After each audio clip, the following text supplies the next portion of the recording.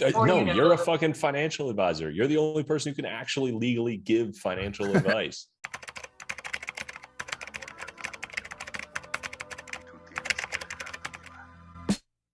Welcome back to the Crossroads, a weekly financial show for our generation. And for the listeners, welcome back to the Long Game Podcast. It's been a couple weeks, but we are back with the 17th episode, and I'm really excited for this one.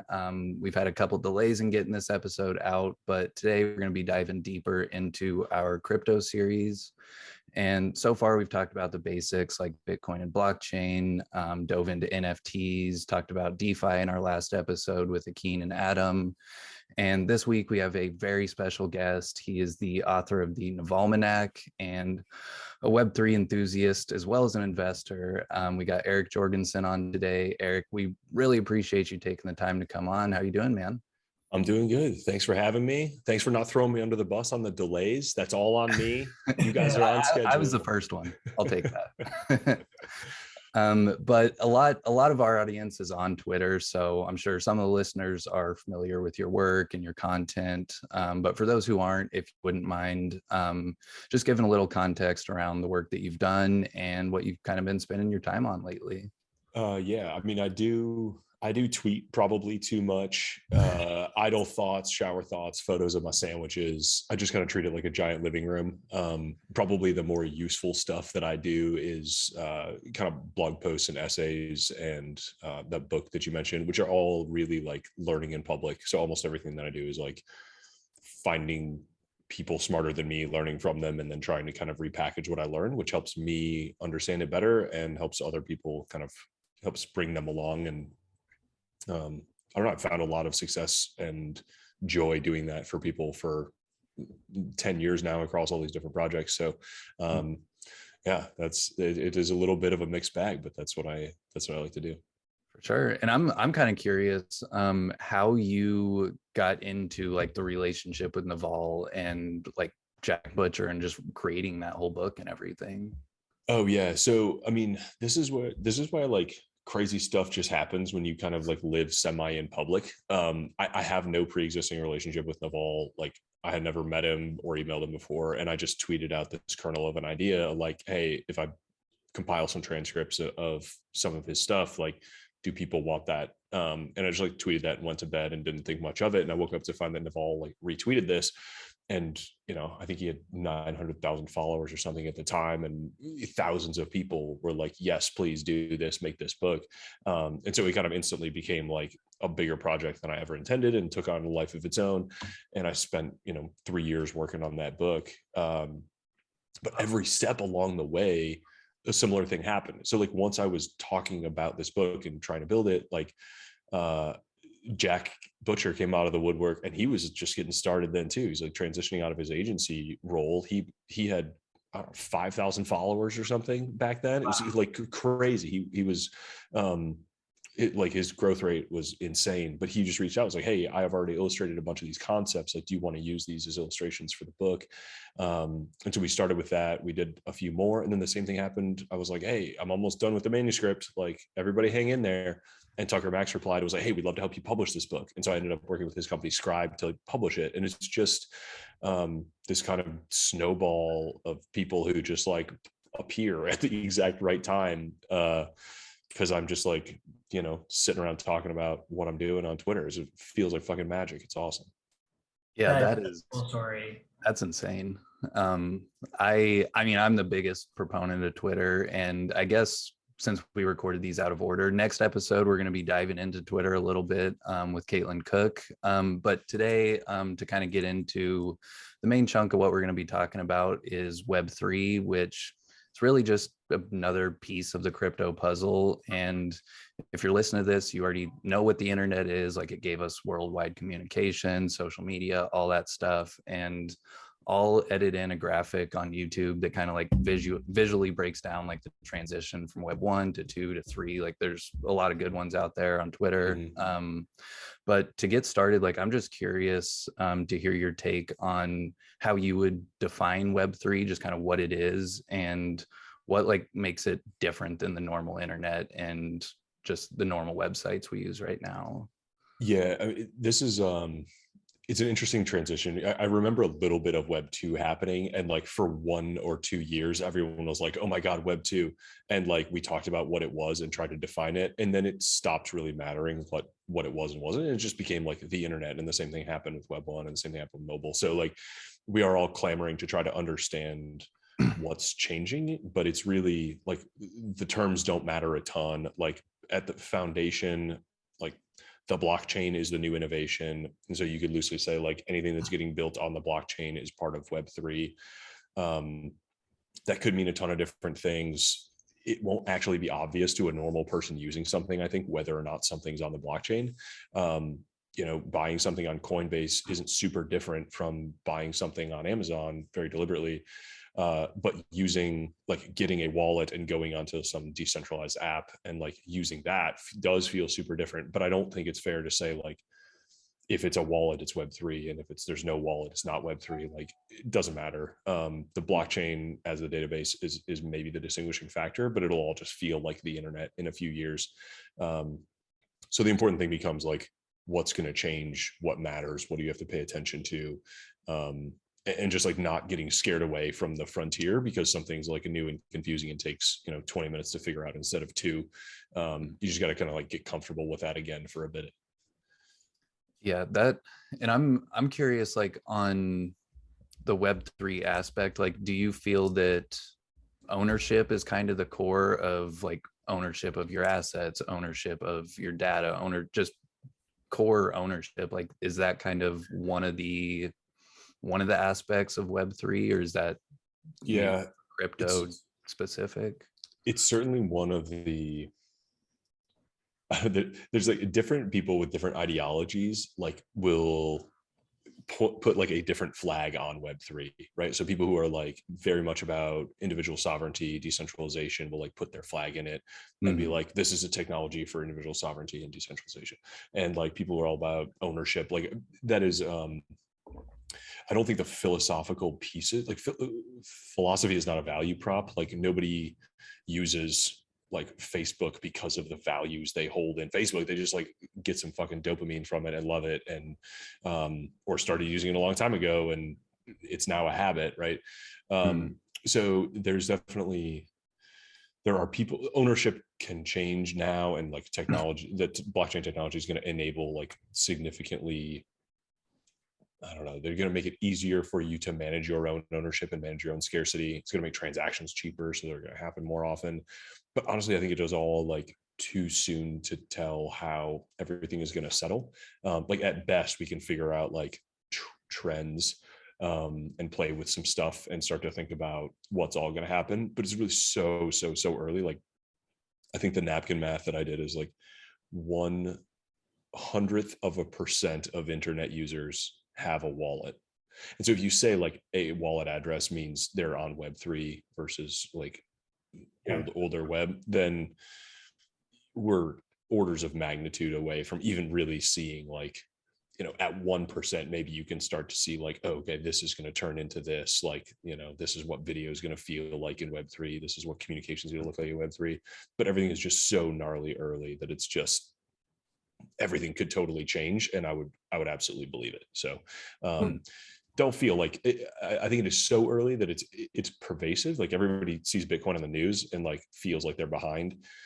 It's still so early that you could ignore this for 2 more years. I'm not advocating that, but like you could ignore this for years and still not be behind. It is only like a couple of us real weirdos and nerds who are paying any attention to this or using any of it at all, which is a huge opportunity, but also like, don't let it stress you out if it's not your thing.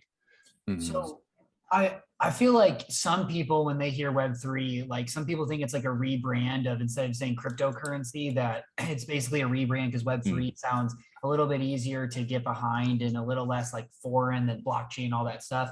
But then I think other people sometimes try to separate crypto from what Web3 is and just say it's the evolution of what Web2 goes. I know they're kind of hand in hand, but when you think of it, is it really a rebrand of crypto, or is it just the next evolution of the internet, or really just a mix of the two? It is definitely, I think it's more the next evolution of the internet. And I think it's an improvement in terms because of that. Like people ran around saying like cryptocurrency is going to change everything for a while. And it's kind of like, it is much harder to imagine that than to imagine like, when you say web 3, you're kind of like, oh, like I remember going from web 2 to web 1, or web 1 to web 2. And actually what enabled that was kind of like, on page JavaScript, like arcane shit that like only developers really know. But we knew that we went from, super cheap publication to super cheap communication, and all of a sudden that enabled social media, that enabled marketplaces, that enabled review sites, all of these things that were kind of become household names. It makes it a little easier to say like, oh, okay, there is a new enabling technology. Maybe that technology is confusing. Maybe I'll never even really interact with it directly or understand it, but I will at least see that there is a sea change coming, and perhaps a totally new guard of like giants that will be built in this new context. And I think that is a better way to wrap your head around it. So like, even let's take a step back further, like what, for somebody who wouldn't know, or like, how would you describe web 1 versus web 2 versus web 3? Because I think for people to even get behind it is like, why do we even need to get to this next evolution? And I know people talk about like, well, data, we should take back control and we should own our data, which similar to the cryptocurrency idea of like take back control. But I think it's a lot different than just that. Yeah, I agree. And so this is a good question. This is like, I've spent a year basically reading and learning and trying to figure this out with no real ideological prejudice. Like nobody gives a shit about decentralization who is a user, like purely from the user. Like any product manager knows users will only use stuff that is like actually better and cheaper and faster. And so the real question is like, what becomes better, cheaper, and faster with this new enabling technology? And I've got a lot of blog posts and podcasts and stuff that are like many hours of exploring this question. But I think the simplest explanation is probably, and I'm lifting this directly from my buddy Sean O'Connor, who is very eloquent at explaining all of this in layman's terms. He says basically web 1 was costless publication. So it made it really, really cheap to put up blogs. Anybody could make a website, anybody could do that kind of sort of stuff. Web 2 was really about costless communication. And so the paradigm isn't just, hey, we can communicate now. It is basically free to the point where you're doing orders of magnitude more of it. So 20 years ago, maybe we'd write one letter, we'd make a phone call every day, we'd communicate with a few people. Now, because we can tweet and blog and write Google reviews and call an Uber and buy an Airbnb or whatever, we are doing like orders of magnitude more communication than we did. And that it was basically like a 20-year arc of new companies getting built, review sites, all marketplaces and all these things. And I think that the simplest way to understand what's going to happen with Web3 is that it is going to make transactions costless.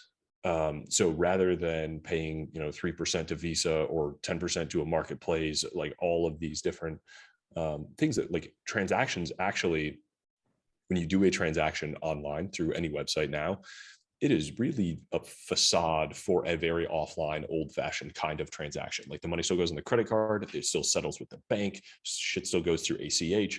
Like we still transfer all of the value that gets transferred through the internet through these old pipes. And all of that value transfer over a long period of time, like this is going to take a decade or two, but slowly, like what the blockchain does is enables that value to get transferred through purely software, which means it can happen faster, which means it can happen cheaper, which means it can happen thousands of times more frequently. And so when I think about what's going to define Web3 is like, okay, if you maybe do 2 or 3 transactions a day, and in 10 or 20 years, you do 200 or 300 transactions a day, what are those transactions, right? Like, are you just going to have a wallet plugged into, YouTube, and like every minute that you watch this show, like you're just paying fractions of a cent because like you're continuing to stream it? Is it that you're getting paid for doing your work by every 100 characters that you type and submit into this thing, right? Or every email that you send, or every contract that you close, like you're actually have rolling earnings into your wallet. So there's a lot of really interesting stuff that goes into this. Like, I think transactions is one of the bigger ones. But when you get into stuff like NFTs, like kind of brings the question of like, what's a transaction? And NFTs all of a sudden open up this whole sort of thing that's like not necessarily a financial transaction, but like exchanges of acknowledgement or value or presence or whatever, which can get a little more abstract. So I'll like stop and pause and see where we want to go from there. I think if you go back to the whole part about like Web3 is about way more instant ability for transactions and costless and all that. I think if you just started to market this based on the fact that people could send their returns in and get money back within less than 3 to 5 business days, I feel like we could get a lot of people on board. The amount of pain points people have of just waiting on money, like, hey, I go buy this, money comes out the second I buy it, it gets delivered, something wrong with it, I send it back, gets to you 5 days later, you look at it 5 days later, you send me money back 5 days later. Like that's a pretty big pain point, I feel like, for people that may, I mean, I feel like part of this is how do we increase adoption by talking about things that people care about? Because I think part of the problem is people are talking about things that are too in the weeds, or like even you could use the word nerdy, like blockchain, all this stuff. Like, it's like no one actually cares about like decentralization or anything like that. Like they just care about what it can actually do for them. And like I think the transactions and like the settlement layers, that's one of the most interesting things to me, at least, because I mean, just kind of like on trend with everything going on in the world, like we're going to a borderless economy that you can earn money from anywhere in the world. You can be working with people in different countries on a freelance project or anything like that. And I know one guy who has a couple people he works with overseas, and he just uses USDC to pay them. And it's just immediate, like stable coin, just send it over to them. They can take it out into their own currency, whatever. And I think that's like at least one of the best use cases I've seen, and kind of like Web3 just makes all that sort of stuff possible as well. Yeah, I mean, there is all kinds of awesome stuff happening. 1, 2, almost all of the awesome stuff has not yet been built. So like I have zero expectation that like normie people will be using this shit right now. And like that the fact that they're not doesn't mean we're behind. Like everything is so new. And another thing, I mean, the beginning of the internet was also driven by super strong ideological like anarchists. Basically they were like, this is going to be the end of governments, this is the liberation of the individual. And like no, it wasn't. It was in some meaningful ways. It changed a lot. We have pervasive education and information and all sorts of human rights improvements as a result of it, but like not as much change as the original ideologues think is going to. And I think the same thing is going to be true here, right? Like this is not the death of the company. This is not the death of a government or the concept of a federal government. Governments are going to figure out how to continue to regulate this. And so like it'll change a lot. And we are both everybody's an extremist right now. Like they're either an extremist who is overestimating how much is going to change, or they're ignoring this and not appreciating that it will change as much as the internet has already changed. But there's still limits. I think it's interesting because like people are acting like this shift is so massive, and it is massive, but the shift to Web 1 from non-existent is a way bigger shift than the evolution of what we're looking to today. Because to go to Web 1 and start to actually go on the internet and shop on the internet, all these things, like you are completely changing consumer behavior. Mm-hmm. The step that we're in now is we're just revolutionizing a little bit and making changes, but it's not shifting the whole way people do life. Yeah, it is built on a lot of the things that have already been built. And it's a huge advantage there. I mean, using a wallet for the first time is a meaningfully confusing and like high hurdle. So like, I totally get that. I think you have the fear of like, well, what if I send it to the wrong thing or it comes to me, lose my secret? Like the amount of things that you feel like can go wrong. Like for me, it paralyzed me for months. When I first bought Bitcoin to the time I was like, I had the wallet that day, like I had it, but I was like, man, I just don't know. Like, what if I lose this? Like, it is hard, like the UI and like it's just not simple yet. This is like, typing your credit card into a website in 1997. Like that was a huge thing. But yeah, it like the really interesting, like I've seen these charts that overlay the growth of the internet originally and the growth of Web3 so far. And it's all like they are tracking so closely that it feels like almost this interesting universal constant. I mean, the diffusion of new technology has been like a relatively studied thing. And then Jeffrey Moore has the like crossing the chasm, and Carlotta Perez has the technological revolutions of financial capital. And there's all these like people who have studied the diffusion of new technologies and say like it is going to take decades, but once you reach these kind of plateaus, it's like genie's out of the bottle. So you may as well figure out how to kind of bet on it and get aligned to it. And I do think there's a huge opportunity for people who can kind of peek around a corner or two and see what's going to happen. Yeah. So let's talk about like what excites you about Web3. So you talked about like there's a lot of exciting things. You know, what are some of those top things? Because we haven't at all got into this about like trends, and like we talked a little bit about like future NFT use cases. And I think that can be kind of interesting, but I'm just curious to, you know, what really excites you, because you're super into the weeds of this, and, you know, you don't just do that for something that doesn't interest you. Yeah. I mean, I was like, I feel like as technologies get actually distributed and used, that's where improvements actually like reach people's lives, right? It is a long supply chain of like scientific discovery and innovation and engineering and stuff to actually get there. But this feels like the tipping point of like, oh, this is actually going to get deployed for the next 10 or 20 years, and people are going to start to feel all the benefits of it.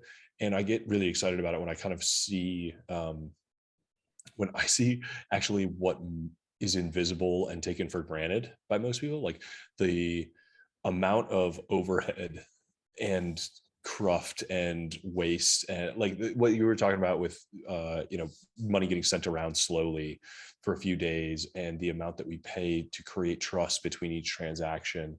I think it's going to surprise a lot of people how much value gets unlocked when we start to be able to solve some of these problems with software. Like we so consistently underestimate the power of the rate of change of software and the improvements that come from like very low marginal costs, and scalability, and the rate of learning, and the number of new software developers that we have. Like all of this stuff is going to change quickly, and it'll surprise people to the upside how much value there is in it.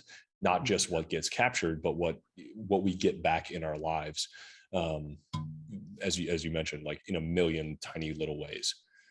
I think the I don't know exactly what you just said, but how much we pay for the trust in the transaction.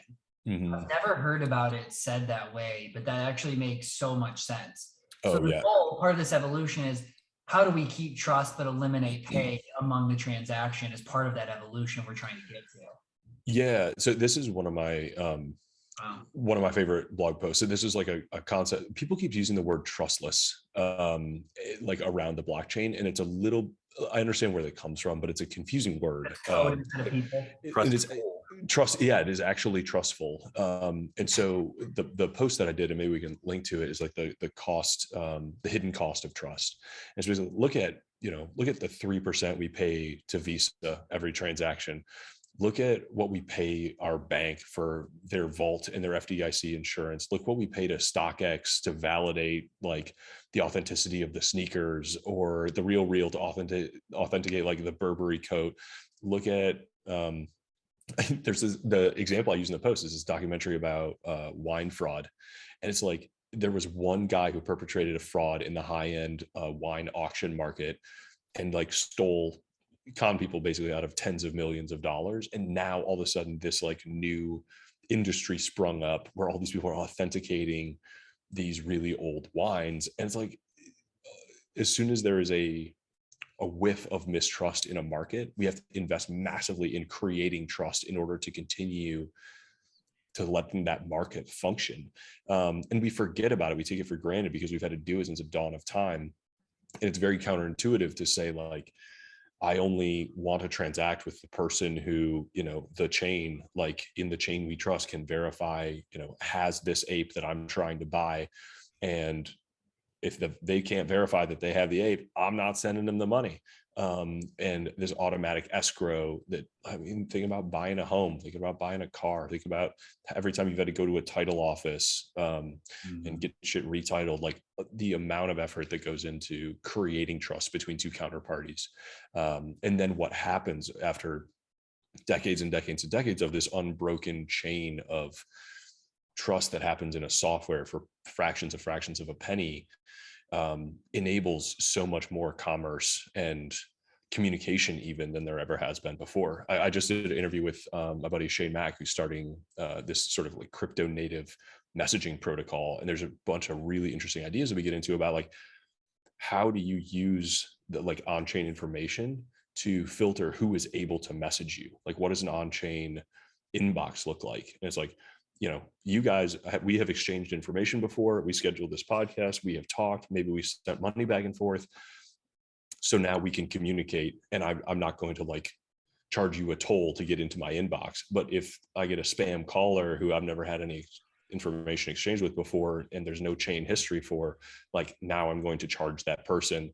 But maybe they're going to pay my toll because they can see how many assets like I hold. And they're like, it is worth being able to like get in his inbox to pitch him our, you know, solution or come on the podcast or whatever it is. I've never thought super interesting.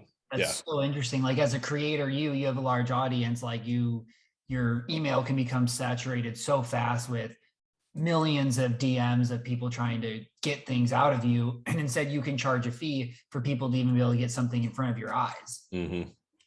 That's wow. That's just charged automatically and like paid as part of receiving an email. Right. So these like we are not able to bake in economics for so many of the transactions because we've never had a digitally native way to hold and transfer value. And this is not just for people, but it's also for protocols, right? So one of the really interesting, Naval has this thing where he rattles through all these really cool use cases. And the fact that like when software can exchange value, now all of a sudden you can have like an algorithm running its own business, essentially running its own trading, unlock, sending and receiving money like based on certain rules. All of this sort of crazy stuff like becomes possible, and the tooling is just now getting built. And when you know there's new platforms and new technologies, like that's when these new opportunities arise. So that's what gets me super excited. Like I haven't seen. It's been.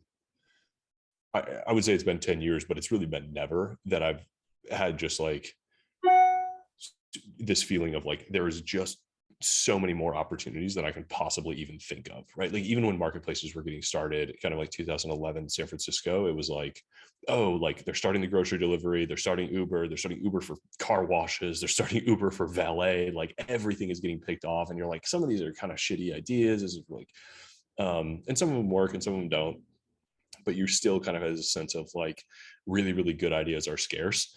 And this is such a powerful unlocking new technology that you're kind of like, this is just an abundance of opportunity that is like really tough to actually wrap your head around how big it is.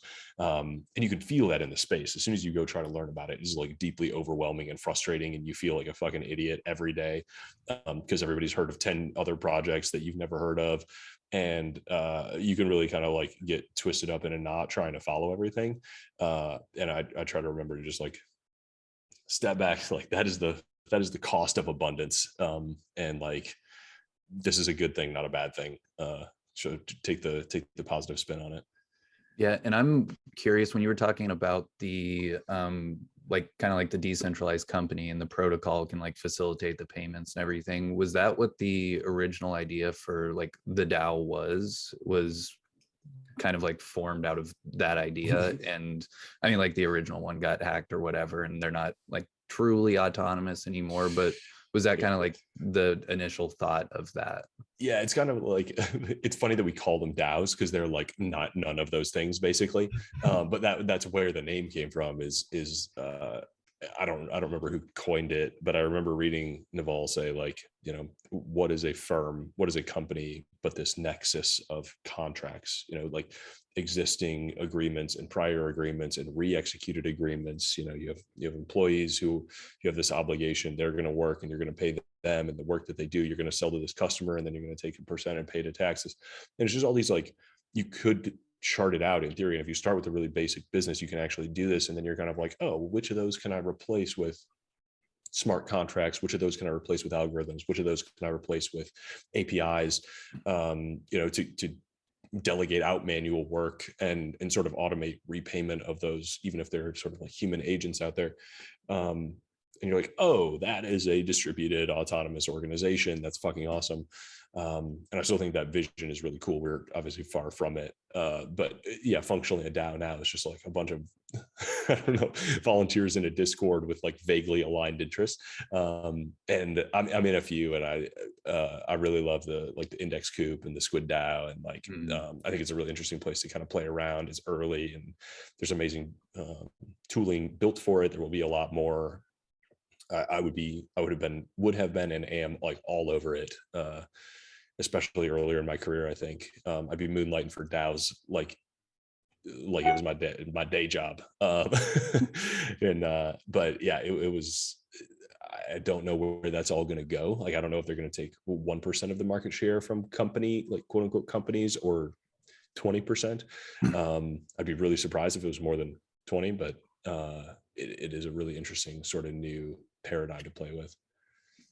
Yeah, I think DAOs are, I mean, I guess we live in our own little bubble. Like, I think in general, they're kind of like overrated. Like, they are just really people in a Discord, and they're either sharing a wallet and buying NFTs, or they're not really doing a whole lot. But like, I'm in Planner DAO, and I mean, kind of like you were saying, like, I'm just moonlighting, doing whatever, and like I'm running content and media and brand for it. And like, we've got up to like over 600 advisors and financial professionals in it.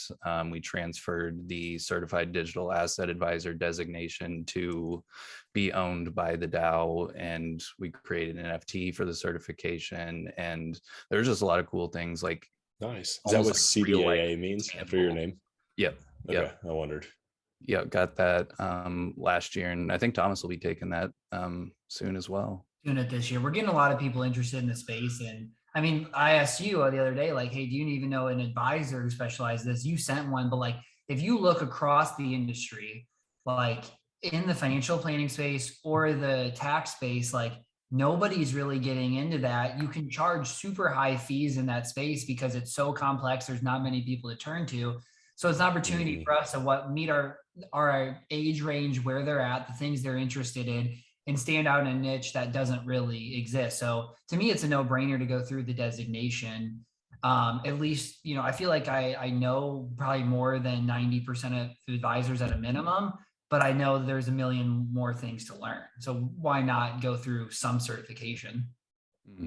Yeah, there's a lot to learn in it, and a lot of it's like applicable like to our actual practice, like learning how it fits into an investment picture and how to manage risk and just diversification, all that sort of stuff with it. But I'm kind of curious, like what you think investors, not necessarily like someone looking to invest in the space, but if someone just like believed in the movement, like they kind of connected with what we talked about, like how can they like either learn more or like get involved in the space, like maybe joining a DAO or participating in projects? Like earlier you were talking about like we just don't even know how much value is going to be unlocked, and we've kind of seen that through like airdrops and things. But just kind of wanted to get your thoughts on how to participate and just like get more immersed into it. Yeah. It's a hard question because you lack context a little bit. I mean, I can tell you what I did, but probably the most helpful thing is just like whatever your natural mode of learning is. Like if you're a podcast person, there's great podcasts out there. Like if you're a reader, there's actually like, we're now kind of to the point where there's decent books, which there didn't used to be. But like if you go read The Infinite Machine by Camilla Russo, it's like the story of the creation of Ethereum, which is like a pretty good overview of the whole history of crypto. And it talks about Bitcoin, and it talks about Ethereum, and it talks about what's getting built on top of it, which is really like where a lot of Web3 lives now and some of the characters involved.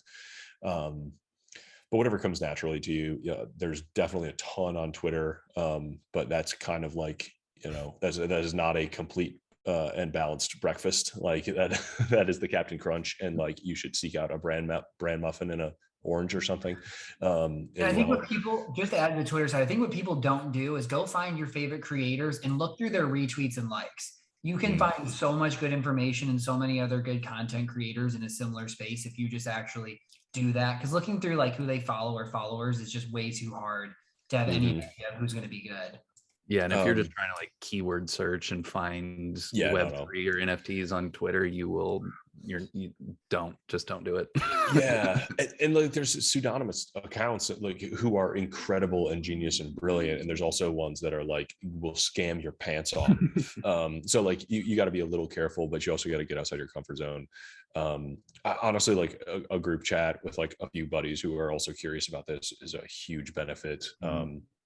There's discords you can join, and really like everybody is there to be helpful. Like everybody who I know who got into this space had like many one or a few like one-on-one semi like mentors or whatever who like brought them in and taught them. There's a ton of stuff. There's like a lot of walkthroughs on YouTube that explain a bunch of things, which is also helpful if you're actually practically trying to do stuff. As far as investing goes, like this is obviously not financial advice, despite everyone here but me being a financial advisor and having a bunch of letters after their names. But my approach is extremely like only buy things I plan to hold for 10 years. Like I think this whole space is going to go somewhere between 100 and 1,000x. And I just want to put money in it at the lowest, at the like the widest possible kind of like backstop catch, and just like never sell. Your goal isn't to find the new project that is worth 0.00001 cents. You want to invest in, I guess maybe you will find some, but find the ones you believe in, think they'll be long-term, and don't try to necessarily speculate on these brand new projects that you're going to trade every 3 months and move to the next one that can hopefully 100x in 2 months. Yeah. And like there's stories all over the place. And I have friends who have made literally life-changing amounts of money from doing that. Those opportunities exist. You have to be willing to go all in to find them, and you have to be willing to like lose your whole bankroll. It's a little bit like you just sit at the blackjack table and double down and double down and double down. And if you walk away, good for you.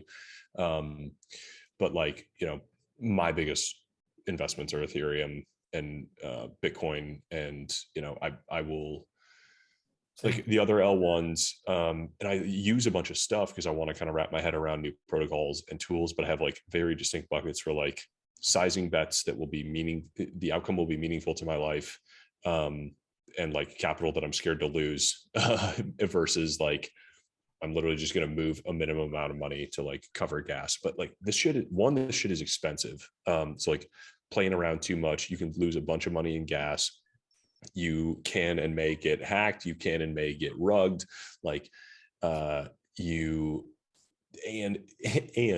can trade away your realized gains and end up paying more in taxes than you gained. So like and like the chain knows all, right? So like when you go to do your taxes, like it knows that you doubled the position, but then if you lost 60%, you still owe money on a thing that you don't have money from anymore. So like that blows.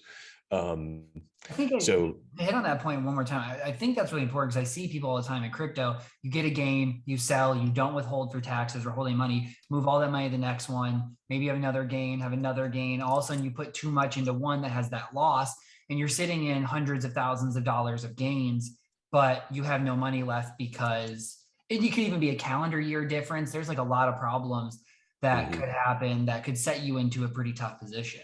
This April is going to be rough. Yeah. I like NFTs are still a kind of a toss up. Like that shit is confusing and weird. The person that I think is probably going to do the best is like I think all of the classic like value investing rules still apply, right? Like minimize your fees, minimize your taxes, do as few transactions as possible, forget about your investment as much as possible. So like I've got a buddy who basically moved his whole Roth 401k into crypto, into ETH. I don't know what the full mix was, but like a few different L1s, like tax advantaged, no transactions, of somewhat broad index. and then he's just going to not touch it for 20 years. And I'm like, he's probably going to outperform every single trader and account and person that you follow who's like rolling their ball of money around DeFi. Where did he do that? The Roth 401k through that, or even as a Roth IRA or whatever? Because I think there's still, it's such a new space to have the alternatives inside tax managed accounts that, like, for me, I see different ones pop up, but like, I don't want to be the first one into this scammer one where I go send all my money, or I start buying there and they just take it. Because that is an important thing. If you can hold on to your highest appreciating assets in a tax advantaged account, and then you can reallocate and do things without tax liability, I mean, that's a huge difference. Yeah, the one that I know of that other advisors have been using, and I'm gonna probably set up this month, is Alto IRA. It's ALTO. That's the only one that I'm aware of that I know people have put money into. Yeah, I think Alto lets you like self-manage, and then you can do, and then within that, I'm sorry, I'm trying to pull it up right now. I'm probably like making too much noise clicking in the background. I think this would be a great blog post to follow this up with, of like tools, like crypto planning tools, and you have like the tax planning softwares, and you have like, here's use these type of accounts, and Coinbase, some of the other ones like Swan Bitcoin, ones that we like that seem to do a pretty good job that have different purposes, would be a good thing to follow this up with. Mm-hmm. Wallets, everything. Alto IRA and Rocket Dollar, I think, was the combination. Okay, cool. That's super helpful. Yep. I think did we maybe cut you off? Did you have anything else to add there? Not that I know of. Okay, cool. I mean, I feel like we got through a lot of information in this short time frame, and super helpful. Good way to wrap up with tools. I mean, Trey, do you have anything else to add or to ask before we wrap up? No, I'm excited to go back and listen to, like, there's like 20 minutes in the middle when you were talking about the transactions and everything. Like, I had never really heard anyone put it that way before. So I'm excited for that. Like, this was an awesome episode. I wish I could be in your friend group chats that talk about crypto. It's like a good place to let's start a new one. If you guys have a Discord, I'll pop in. I mean, almost all of that ramble has been written down more eloquently on my site, but yeah, it is really fun to think through this stuff and just try to see where the long arc is headed, and try to put a bucket or two out there and see if you can catch something. But I'm excited about putting capital into this space. I'm excited about putting energy and attention into this space. I think we're going to build some really, really cool stuff for people to use over the next 10 years. And that is, I don't know, there's just, it is exciting to see opportunity everywhere, and like, start to, play your part in it. Yeah. Well, man, we really appreciate you hopping on. I'm definitely going to go take a deep dive into more of your content. I mean, I'm the same way as you. My content comes from reading other people and their stuff and making it my own. And yeah, what's your blog? What's the best place to find your stuff at? Yeah, so ejorgenson.com. Just my first initial, Jorgenson.com. That's got my podcast, which probably half the episodes are about Web3. And honestly, like, everything that I know, I have learned in the last year, about half from the people that I have conversations with on my podcast. So, and then the blog posts are really me like processing that and writing it out and trying to come to like one, theory or mental model that is like shareable and useful for people. It's low jargon. It's not, there's nothing crazy there. It's not even a lot of to-dos. It's just kind of like, here's how I think about it. But yeah, everything that I do is there. You can find links to the book there. I'm working on another book that'll hopefully come out this year, if I can get my ass in gear. But yeah, that's the hub of everything. So there's more there, and I update it every week. So awesome. Well, man, you're killing it. We really appreciate you taking some time to hop on with us. And for the listeners, thanks for listening, and we will be back next week. Thank you. Get yourself a financial advisor with a Lil Wayne wall like Trayton. This is the next generation. Fucking love it.